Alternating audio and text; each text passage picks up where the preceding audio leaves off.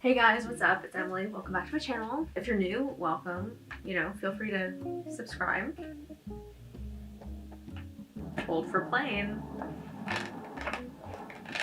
So happy that you've stopped by today. I am here to share with you today all the books that I read in the month of October. I cannot believe today is November 1st. I feel like I say this every year. I don't know, like when you get past a certain age, every year just feels faster and faster and faster. But anyway, we're not here to talk about that. We're here to talk about books. I'm looking at the stack now, and I kind of had this whole spiel prepared about how like this month wasn't a good reading month for me. I was traveling a lot, I was working a lot more than I usually do, and I just felt like I didn't have enough time to read. But honestly, like, I feel like this is a pretty nice stack for the month for someone that like feels like I didn't read that much. We have 6 books here, but the first 2 here are like 700 pages, so I feel like I read a considerable amount. I guess I'll just start talking about them. The 6 books I'm going to talk about today, even though I feel like this month was not a good reading month for me, whatever that means, I felt like whenever I had a book to read, these were all very like fast-paced books that were like pretty easy to breeze through. In that sense, I guess it was kind of a good reading month. There was only like maybe a few times where I felt like I wasn't completely engaged with what I was reading, but for the most part, like the books went by pretty quickly, and like I didn't feel like I was in a reading slump per se. I just felt like I didn't have enough time to read, if that makes any sense. Let's just get into the books. I don't know why I'm talking so much. The first 2 books I finished this month are Empire of Storms and Tower of Dawn. I did the tandem read. These are the second to last books, so like the third to last and the second to last, penultimate if you will, books of the Throne of Glass series. I believe it's the 6th and the 7th. The reading order for Throne of Glass. Who's here? Yeah, make yourself comfortable. So anyway, yeah, there's a lot of talk about like the reading order of this series with like the prequel and stuff, but then also the tandem read, because the author published Empire of Storms first and then Tower of Dawn. Some people are like, you should read it in the order that it was published. Some people recommend actually reading Tower of Dawn first, and then a lot of people read them together because they take place over the same period of time. They're both about 700 pages, maybe a little, actually no, I think it's like 650 or something. This one's 650, and then I think this one's like they're both about 650. They take place over the same period of time. This book, you're focused more on the main character and like the characters that support the main character. This is spoiler free, by the way. I'm not going to get too much into the plot here. If you want like a spoiler included reading vlog, you can check that out. I have done reading vlogs for the whole series so far. I still have to read the last book, but anyway. And then Tower of Dawn is kind of like a spin-off of this one character. It is like a bit of an epic ending, so to like read this book with the main character with the way that it ends, and then have to read this whole book that takes place during the same time period far away from what's happening before I read Kingdom of Ash, like I don't know if I want to do that. So I think it was a nice way to kind of like get through the spin-off, which I like the characters and stuff, but it was just like I was more invested in Empire of Storms. I gave Empire of Storms 5 stars just because I felt like it was a 5-star read. There are other 5-star reads from Sarah J Maas that I liked better. I actually preferred Queen of Shadows so far. That was my favorite one of the Throne of Glass series. And of course, ACOTAR. So this is like a lower tier 5-star,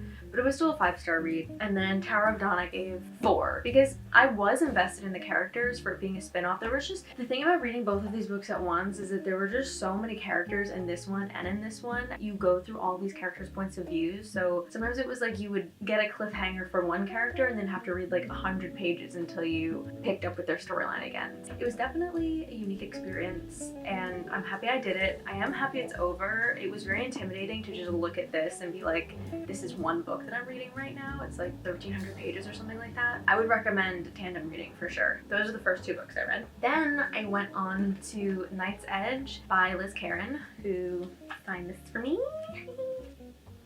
I was in Liz's play called Stop Motion. I played an 11-year-old. I loved her play. she's such a good writer, so when I heard she was coming out with a book, I was like, I obviously have to read this. It is basically like vampire meets mommy issues. It's about this girl who has a mom who, they don't use the word vampire. It's kind of cool the way she does it. It's like instead of being a vampire, it's like this virus that's going around, and they have like quarantined zones and like curfews and stuff, so it's like kind of like COVID-esque, but like the disease is like you become a vampire essentially, and like you can't like go outside without getting burned, all this stuff, and you obviously have to feed on like live human blood. This woman has created this situation with her daughter where she just feeds off her daughter and like keeps it a secret and nobody knows, because if they found out that she was a Sarah, is what they call them, she'd get like captured and like have to go to like this one of these centers. So this girl is just like living this life of feeding her mom. She can't really like do anything else because it would put her mom at risk. So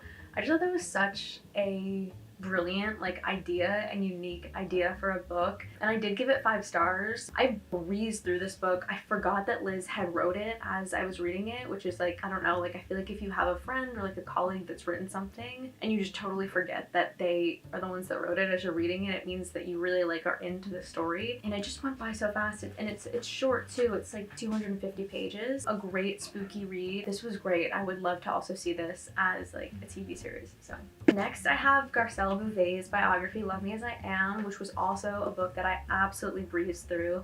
Destiny Sidwell, I think is her name. She has this thing where she doesn't rate biographies because it's like, how can you rate someone like speaking about their life? I'm kind of like hopping on that train a little bit. I think that that's a weird thing to do. I don't think I'm gonna rate it, but it was an amazing biography, and like, you know, she kind of just details like her life from when she was born in Haiti to when she moved, I think, like Massachusetts, and then just all these opportunities that really just kind of fell onto her lap. Yeah, this was like a super quick fun biography, especially if you watch Real Housewives. That's how I know who Garcelle is. I would definitely recommend giving this a read. Okay, next I read Hello Stranger by Catherine Center. It was a book of the month pick, July 2023. I wanted to read this because I also read her book The Bodyguard and just absolutely was so surprised. It's rare for me to like really enjoy like a rom-com, and I thought this book it wasn't as good as The Bodyguard. I think I gave The Bodyguard 5 stars. I'd give this 4 stars. Very palate cleansing, very quick read. This one was like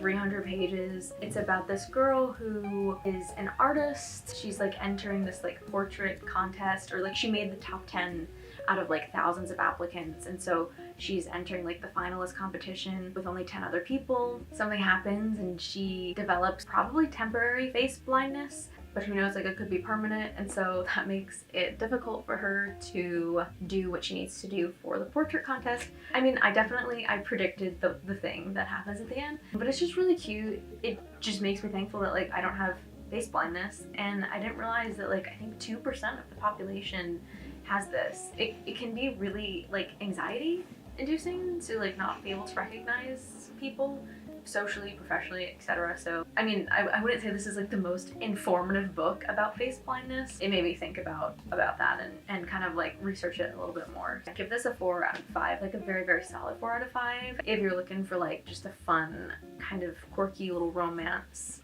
this is great. And so is The Bodyguard by Catherine Center. And then the last book I read this month is another book of the month pick for October 2023, The Unmaking of June Pharaoh. This book was like a really slow start for me. I would say the first 60 to 80 pages was slow.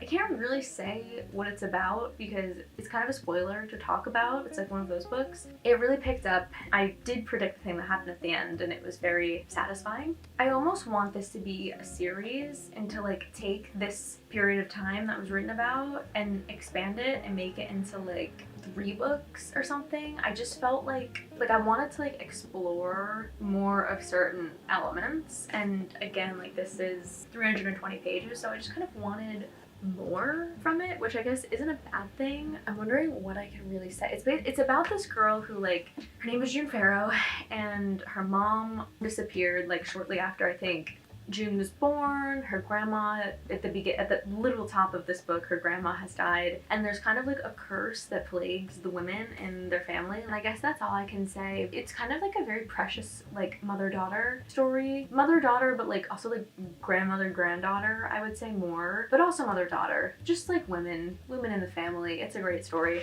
and I'd love to see it as a movie or TV show. 2/3 of the way through, kind of dragged, but I also read this as I was traveling, so it's hard sometimes to rate books that I read in the middle of all this stuff. I'm not as like involved or like in it as I am when I'm not traveling, if that makes sense. I would give this a solid 4 out of 5 stars, and I definitely recommend it for October, November. It kind of has that like snug fall vibe to it, so I'm making of June Pharaoh. All of the books that I read this month I would recommend. It was a good reading month in that these were all pretty good books. That's it. Those are the 6 books I read in October. Thank you guys so much for watching. If you have any thoughts on these books yourself, or you have any other recommendations, anything else you want to see on my channel, just let me know. I'll see you in the next one. Bye-bye. Sometimes it's a little too close to my face when I do this. Bye.